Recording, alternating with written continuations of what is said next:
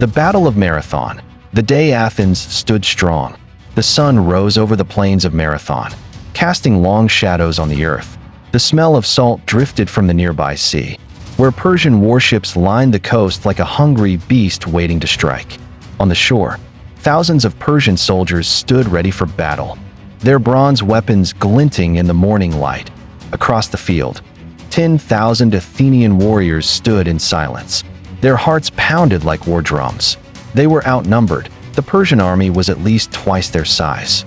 But the Athenians were fighting for their homes, their families, and their freedom. Leading them was Miltiades, a general with sharp eyes and a heart full of courage. He had fought the Persians before, and he knew their strength. But he also knew the Athenians had something the Persians did not: the will to defend their land at any cost.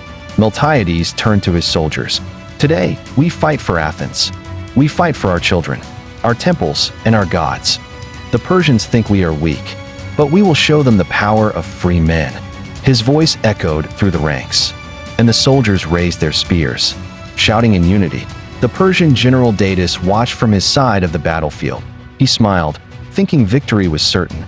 His archers were ready, and his cavalry, the best in the world, could crush the Greek lines. He raised his arm, and the Persian archers drew their bows. Without a word, Miltiades gave the signal. The Athenian army charged, not walking, but running, sprinting across the field with their spears raised high. The Persian archers loosed a cloud of arrows, and the sky turned dark for a moment. The Athenians lifted their shields, and many arrows clattered off the bronze, though some found flesh. But the Athenians kept running. They smashed into the Persian front line like a crashing wave. Spears pierced flesh, swords clanged against shields, and the ground quickly turned red with blood. The Persians were shocked. They had never seen an army run straight into a rain of arrows like that. The Greeks fought with a wild, desperate strength. Their hoplites fought shoulder to shoulder in a tight formation called a phalanx, their shields locking together like a wall. The Persians, used to open combat, struggled to break through.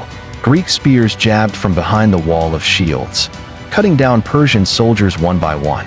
The Persians tried to use their numbers to surround the Greeks, but Miltiades had spread his forces wide to prevent this. For hours, the battle raged. The Persian warriors slashed and stabbed, but the Greeks pushed forward step by step. The Persian archers, unable to fire into the chaotic melee, were useless. Then, Miltiades saw his chance. He ordered his soldiers to push harder in the center and let the Persian wings press forward. It was a trap. The Persian forces in the middle crumbled, and the Athenians turned, surrounding the enemy on both sides. The Persians panicked. Some dropped their weapons and ran for the ships. Others fought to the death, knowing there was no escape. The beach became a slaughterhouse as the Athenians chased the fleeing Persians, cutting them down as they tried to board their ships. By sunset, the battle was over. The Athenians had won. 6,400 Persians lay dead on the field, while the Greeks lost only 192 men.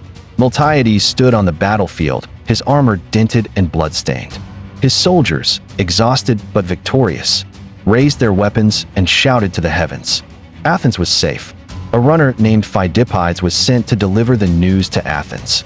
He ran nearly 26 miles without stopping, bursting into the city with the words, "Nike, we have won," before collapsing from exhaustion. The Battle of Marathon became a symbol of freedom and courage. It showed the world that even a small force, if brave and united, could defeat a giant.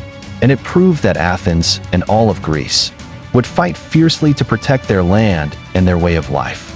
That day, on the blood-soaked plains of Marathon, the Athenians didn't just win a battle. They made history. Thanks for watching. Please subscribe, like, and comment.